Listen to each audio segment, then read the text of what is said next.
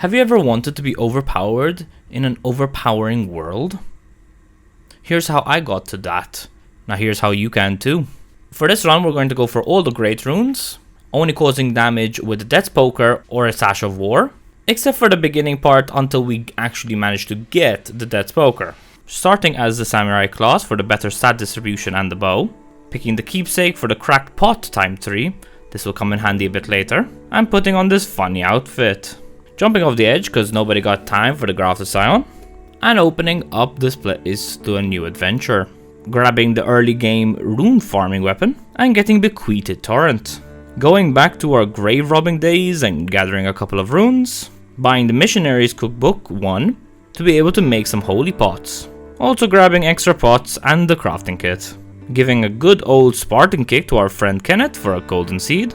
Then attempting the old knight's calf cheese. I'm really bad at sticking this though. Get invited to the round table, then back for more cheese. Sadly I died a stupid amount of times. Growing a brain, I go rob some more graves and head to this minor earth tree for some tarnished golden sunflowers. Darn, short on mushrooms, so let's fix that. Grabbing a half of the Dectus, and 6 holy pots have been acquired. So time for the massive grind to get the Death's Poker. Getting into position, and each holy pot does a whopping 716 damage. Not insane, but it's pretty good, and a whopping 1071 damage for headshots. Now I just need to hit every single one, switching to arrows when it goes out of throwing range and try not to die. Sadly my nest is not really that safe. On occasion it flies up, and either pecks me to death or uses its Death Poker, or one of its many flame attacks to hit me. But after 8 deaths and an hour into the run, I can officially begin. Putting the levels into Strength, Dex and Int, so that I can actually wield the weapon, then end Port Grail's life for some more runes, which means more levels, this time into health cause I ain't good enough for hitless fights. Then back to cheese and fall. Falling, oh I landed it? Never mind. Taking the side path to skip the first boy, grabbing the academy key and buying some sombers from EG to upgrade the weapon. Just barely don't have enough for the final upgrade, so let's kill these dudes until I get some money. They don't drop a lot, but my resolve holds strong. Moving on to the wolves that drop a bunch more runes, plus 4 finally, and scaling actually goes up as well. Heading to Weeping for some prep, collecting a golden seed and 3 flasks, stopping by to kill this avatar for the opaline bubble tier. Next is this avatar for no real reason, and I end up dying at the end of it. Into the academy for a shortcut to this side to get to the Church of Inhibition for more flasks and access to the maiden. And another avatar, this time dying to the actual avatar. Then coming back for revenge and collecting the magic shrouding crack tier for even more magic damage. Mixing it and the opaline tier into my physic, then into here to fight Ghost Loretta. The damage isn't really that great, getting a bunch of explosions, but with her quick movement, me not knowing about the other attack I have, I die. Playing it much better the second time around, struggling with the Ash of War, I just use the weapon as a weapon instead. I know, crazy. Which allows me to beat her.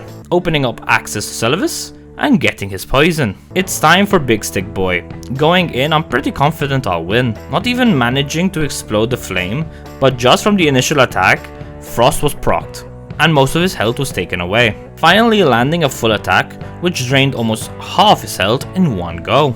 Another full attack and he easily goes down. Heading straight into Godrick, this fight started the same way, and with just 5 full attacks and a few smaller hits, he goes down like it's nothing.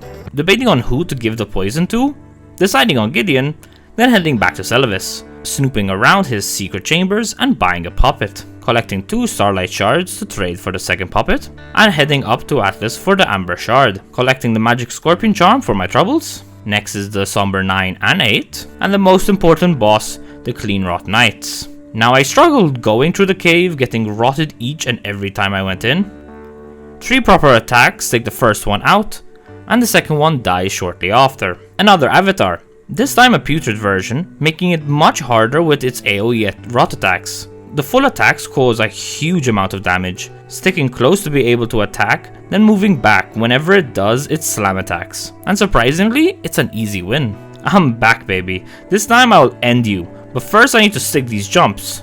How does this keep happening? Okay, let's get killed by this and warp to Volcano Manor. Collecting the Somber 5 and attempting Big Boy Doing some okay damage, but not being prepared. I die. I then realize that I forgot to pick up the sleep pot recipe. Warping out, it's time for the falling star beast. The damage is pretty good. Not knowing its moves does definitely make me die, but through persistence and several deaths, I also give up on this fight. Let's speak with Vara. Head to kill Magnus, getting rewarded with a somber 6, and then heading to Radon, running away to confuse his AI, and with a full attack it procs Frost, and holy, my damage is amazing. His damage is also really painful. Avoiding his gravity attacks and a few attacks later, he goes into phase 2, with barely any health left. When he returns, he leaves himself wide open, and 2 quick hits and he's down, making sure to speak with Alex to progress his quest. Unlocking this area to get the green turtle tally, and fighting this invader. Grabbing yet another cookbook and fighting a magma worm. The frost attacks are causing a lot of damage and even a stagger. Avoiding the lava and the constant explosions of frost sends it to an early grave. Wait, did I forget to speak to Alex? Okay, done. Back here and pot. Heading down under, doing some epic parkour just to face ourselves. Be careful, blink and you might miss this fight. It's actually not that fast because I suck at this game, but he still goes down. Picking up the Finger Slayer blade and getting an inverted statue. Flipping this building onto its head, then up this lift to get the curse mark of death and the Stargazer heirloom. Warping and arriving in Ainsel River Main, grabbing the Somber 7, and finally Roger is dead, so I can wear his clothing. Kinda weird, but the armor does buff Magic Ash of Wars by 2% each piece. Back to Vara to get a cloth, wipe some blood, and lose a finger. Next is the Realm of Blood. Grab the Ancient Somber for a plus 10, grabbing the Graven School tally for a plus 4% damage increase. However, now that I think about it, I don't think it actually increases anything since it's an Ash of War. If you think I'm wrong, write in the comment section down below. Big red, and after not even getting a single hit in, I return yet again, exploding him in one fell shot. Moongrim with that riposte though. Again? Seriously? Let's run past, almost dying on the way up, but managed to come up on top. Mother-in-law time, and it's time to smack some students. The explosion does some beautiful damage, plus it also staggers her into phase 2. It being magic damage does definitely have its challenges, but it works out in the end. Crouching up to DTS, and he couldn't even react before 3 booms and he's down. Another avatar, which also takes 3 booms and down as well. The big beautiful golden bar, and with his fast paced attacks, I do struggle to get a boom, but through repeated attacks, he does go down. Straight into Morgott, and he starts with a jump attack, losing close to half his health instantly. Moving back to try and recover, I push him into phase 2, and it's a game of keep away until I find a damage window. He sure loves to walk though. Somehow, I don't die, and 3 R1s, and he's down. Time to grab the roll medallion, and I take this lift down to the Forbidden Lands. Up this other lift, and over this long mountain range. Fighting the Bloody Finger, aka Boom, and dead. Fire Giant, I've come with frost damage. One hit breaks the guard, and another takes a bunch more damage, quickly arriving to the second phase. Attacking his hand when he slams it down, which actually almost kills him. But standing in his fire then causes me to die. So let's go to Mohg instead. Running up behind him and exploding does more than 3k damage.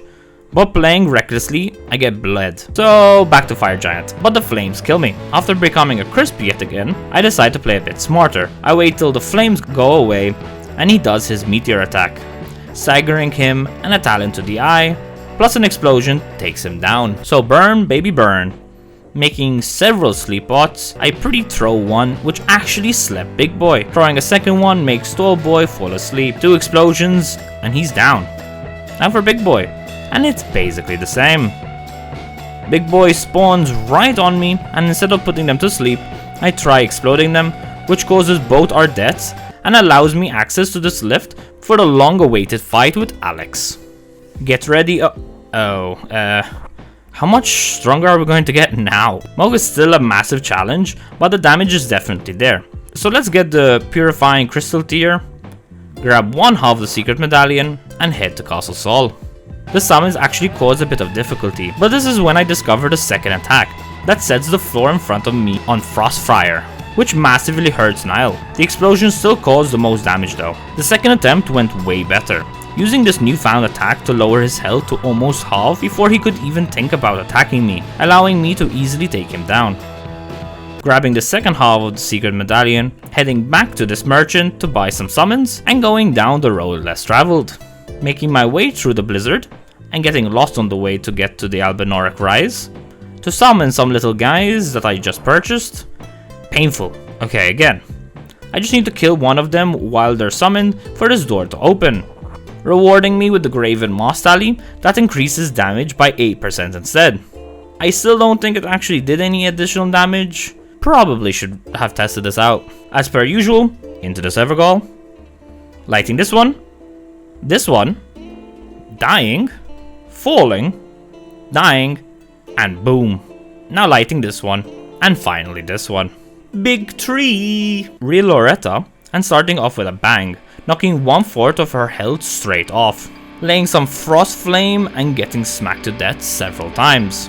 This time starting with flame trail, causing less damage but allowing for more movement, dropping another one, freezing her and maintaining my distance. More and more trails, somehow not dying twice. What the heck was that? And victory. Let's take this route.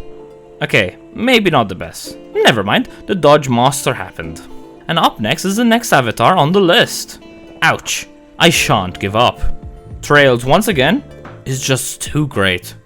And Lord's Runes acquired. And back to Mohg. Okay, not bad. Using trails really helps, especially since he tends to stay in one place for a long time. The consistent ice flame damage lowers his health like crazy, allowing me to stay back and just watch as it drops. Getting him low before he phase changes, I just trailed as much as I could and just waited for that last trail to take him out. Malekith time, leaving a trail, and he starts taking some damage until boom, frost proc, taking some massive damage. Luckily, he stayed on the trail and kept taking even more damage. Another trail and into the next phase. He's now more aggressive, so actually landing explosions or trails is harder. This input reading bugger. Every time I started the trail, he would come rushing in, hitting me every time. Luckily, he wouldn't do too much damage to me, but he ended up taking a bunch of damage himself instead. Karma, am I right? Managing to land a trail exactly the moment he slams himself into the ground, killing him from explosion? Time for spamming McGee, and with a single trail, his life goes up in icy flames. Next is Godfrey, and honestly, the usual tactic of placing a trail and moving back to keep him on the pot, freeze proc, and then death. Grabbing something I haven't grabbed in a while, the Icon Shield, to increase my healing factor, aka passive health regeneration.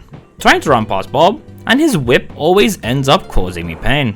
So again, this time trailing him, which basically one-shots. Back for the Noble, and placing a trail in the middle, taking almost half health, plus some frost proc, hiding behind the pillar as he rolls and exploding him twice, causing so much damage and knocking him out of his roll.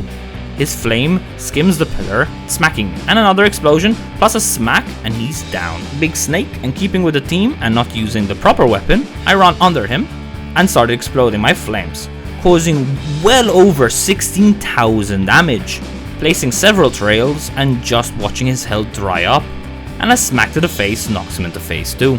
Sticking with the same tactic of going under and placing a trail. He's more active this time, so it's not as easy to explode my flames.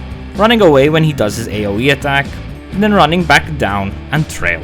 Explosions, and getting staggered like a lot by the lava. Almost dying, and running away once again, then back in for the final frost attacks. Another one bites the dust. Trying to deal with Melania again, but her damage and my lack of skill with her at this point just causes my repeated death. Like I died, and died, and died way too much before I decided to head to this place. And with one trail, Gillica ceased to exist, picking up the ritual sword tally to increase my damage output. And oh boy, did that do it. Heading in and placing a trail. Now just like in the bow video, she loves dodging, so the initial startup of the attack, she always dodges, but comes back when the trail is laid. And since the trail doesn't hurt me, I just made sure to always stay on the trail, so that she stays there. The first trail caused close to 6k damage, but she went up in her water dance thing. I just needed to place slowly, moving around and choosing the right time to lay my trail, keeping her on it as much as possible, which wasn't always possible, especially when she chooses to do her water dance. Now once she gets to phase 2, that's when it goes almost fully to my favor, since she sits in one place, Sadly, my FP was low, so I only managed to place one trail, which still sent her to half health before she even started her first clone attack, waiting for the right time to strike, aka now. Dodging and playing around the trail, and another budding attack, which leaves her wide open. And yeah, this weapon is absolutely busted. Her health just disappears, and she did the same attack again, marking her death. So having just defeated the hardest boss in the game, Godfrey should be easy, no? Well, Godfrey was, but Harlou is different, dying because of a mistimed roll into his claw attack. Dying almost as many times as I did to Melania. The initial trail causes a decent amount of damage, and a Frostbrock, setting another trail right before his stomping attack, which caused damage. And again when he's doing the other stomping attack, smacking him into phase 2. When he does his ground slam attack, place a trail and watch as his health lowers. His second phase included a lot more running away, keeping a safe distance, just like Melania. But he's way more aggressive than her. Ground slam attack, trail, and he stops to do another slam attack, exactly on the trail. Amazing. So as he rushes me for the final time, I leave the trail for him to go to the afterlife. Walking up these stairs, getting ready for the final boss of the game, Radabeast. Running up to him and using the trail, which still causes an explosion, so he took some massive explosion damage and trail damage. And within 20 seconds he's dead. I think that's the fastest I've ever managed to KO him. The beast was a bit slower, running behind him and placing a trail, taking some massive damage while he breathes, then some more damage. Running up to him and placing another trail. It's just a matter of tanking the stupid amount of damage he causes and just waiting for the right time to either watch the explosion take away massive chunks of health or trail it down. And after a while, he's also down for the count.